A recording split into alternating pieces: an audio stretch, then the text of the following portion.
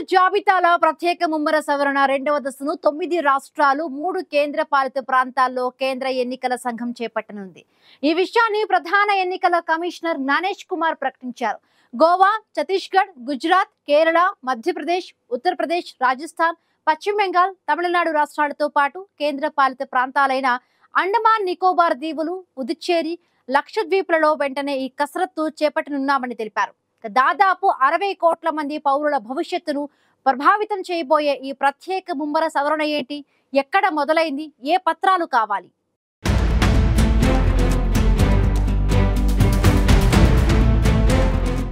ఓటరి జాబితాలను సరిచేసే ప్రత్యేక ముమ్మర సవరణ రెండో దశను 9 రాష్ట్రాలు 3 కేంద్రపాలిత ప్రాంతాల్లో మొదలుపెట్టనున్నట్లు కేంద్ర ఎన్నికల సంఘం ప్రకటించింది. ఈ విషయాన్ని ప్రధాన ఎన్నికల కమిషనర్ జ్ఞానేష్ కుమార్ తెలిపారు. దేశంలో అర్హులైన పౌరులందరినీ ఓటరు జాబితాలోకి చేర్చడానికి, అనర్హులను తొలగించడానికి కేంద్ర ఎన్నికల సంఘం ప్రతిష్టాత్మకంగా చేపట్టిన ప్రత్యేక ముమ్మర సవరణ కార్యక్రమం రెండో దశను సోమవారం ప్రకటించింది. లక్షల సంఖ్యలో మా ప్రోగ్రాంలను చూస్తున్నారు, కానీ అందులో 15% మంది మాత్రమే సబ్స్క్రైబ్ చేసుకుంటున్నారు.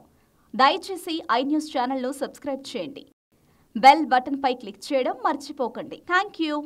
మొత్తం 9 రాష్ట్రాలు 3 కేంద్రపాలిత ప్రాంతాలలో ఈ బృహత్తర కార్యక్రమం వెంటనే మొదలవనుంది. ప్రధాన ఎన్నికల కమిషనర్ జ్ఞానేష్ కుమార్ విలేకరుల సమావేశంలో ఈ వివరాలను వెల్లడించారు. రెండో దశ ఎస్ఐఆర్ కసరత్తును గోవా, ఛత్తీస్గఢ్, గుజరాత్, కేరళ, మధ్యప్రదేశ్, ఉత్తరప్రదేశ్, రాజస్థాన్, పశ్చిమ బెంగాల్, తమిళనాడు రాష్ట్రాలతో పాటు అండమాన్ నికోబార్ దీవులు, పుదుచ్చేరి, లక్షద్వీప్లలో యుద్ధ ప్రాతిపదికన చేపట్టనున్నట్లు తెలిపారు. ఈ ప్రక్రియ 2026 ఫిబ్రవరి నాటికి పూర్తి చేయాలని లక్ష్యంగా పెట్టుకున్నారు. వచ్చే నెల 3 వరకు ఎన్యూమరేషన్ పత్రాల ముద్రణ శిక్షణ చేయనుంది ఈసీ.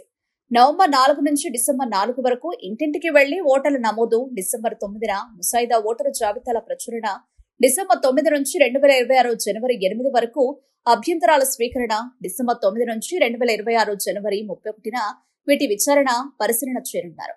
2026 ఫిబ్రవరి 7న తుది ఓటరు జాబితా ప్రచురణ చేయనున్నారు. ఈ దశలో సుమారు 51 కోట్ల మంది ఓటర్లను పరిశీలించనున్నట్లు తెలిపారు. ఎస్ఐఆర్ యొక్క ముఖ్య లక్ష్యం ఒక్కటే, అర్హుడు అయిన ఏ ఒక్క ఓటరును జాబితా నుంచి తొలగించవు.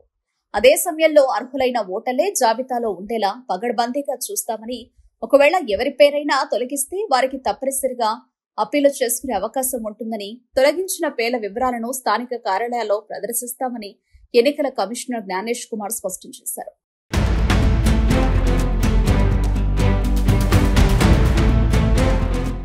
ఎస్ఐఆర్ కార్యక్రమానికి ఒక చారిత్రక నేపథ్యం ఉంది.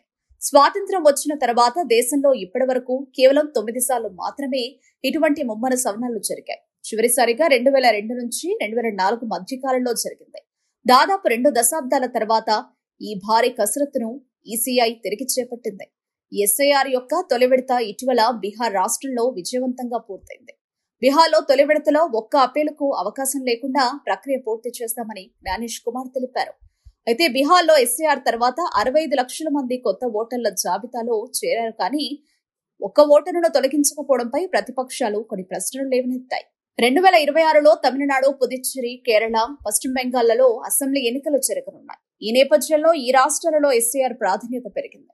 అయితే అస్సాంలో కూడా 2026లో ఎన్నికలు ఉన్నప్పటికీ ఆ రాష్ట్రం గురించి ప్రకటన వేడిగా ఉంటుందని ఈసీఐ స్పష్టం చేసింది. దీనికి కారణం పౌరసత్వ చట్టం అమలు నేపథ్యంలో అస్సాంలో ఓటరు జాబితా సవరణకు సంబంధించి ప్రత్యేక నిబంధనలు ఉంటాయని కమిషనర్ తెలిపారు.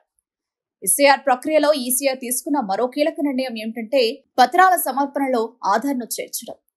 అలాగే బీహార్లో ఎస్ఐఆర్ తర్వాత ప్రచురించిన ఓటర్ల జాబితాను కూడా ధ్రువపత్రంగా చూపించే వీలు కల్పించింది. మునుపటి ఎస్ఐఆర్ ఆధారంగా ఓటర్లు తమ దరఖాస్తుల్లో నింపిన వివరాలు సరిపోకపోతే ఓటర్ల నమోదు అధికారులు నోటీసులు జారీ చేస్తారు. ఆ సమయంలో ఓటర్లు తమ వద్దనున్న పత్రాలను సమర్పించాల్సి ఉంటుంది. ఈ పత్రాల జాబితా చాలా వరకు సరళతరం చేస్తుంది. పుట్టిన తేదీ ధృవీకరణకు పాస్పోర్ట్, విద్యార్హతల పత్రాలు, శాశ్వత నివాస ధ్రువపత్రం వంటివి సమర్పించవచ్చు. వీటితో పాటు 1987 జూలై 1వ తేదీకి ముందు ప్రభుత్వ, స్థానిక సంస్థలు, బ్యాంకులు, పోస్టాఫీసులు, ఎల్ఐసి వంటివి జారీ చేసిన పాత ఐడి కార్డు, పెన్షన్ చెల్లింపు ఉత్తర్వులు వంటివి కూడా చెల్లుతాయని ఈసీఐ తెలిపింది.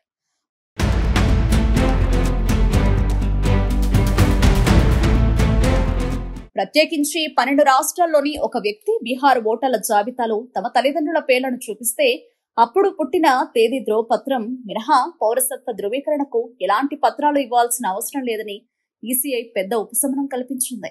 ఈ ఎస్ఐఆర్ ప్రకటనపై రాజకీయ పార్టీల నుంచి మిశ్రమ స్పందన వచ్చింది. కాంగ్రెస్ పార్టీ ప్రచార విభాగం అధిపతి పవన్ ఖేడా ఓటర్ల జాబితా సవరణలో ఈసీఐ విశ్వసనీయత ప్రశ్నార్థకంగా ఉందని విమర్శించారు.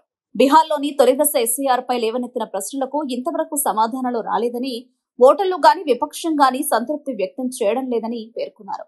తృణమూల్ కాంగ్రెస్ ఈ ప్రక్రియను తాము అడ్డుకోబోమని స్పష్టం చేసింది.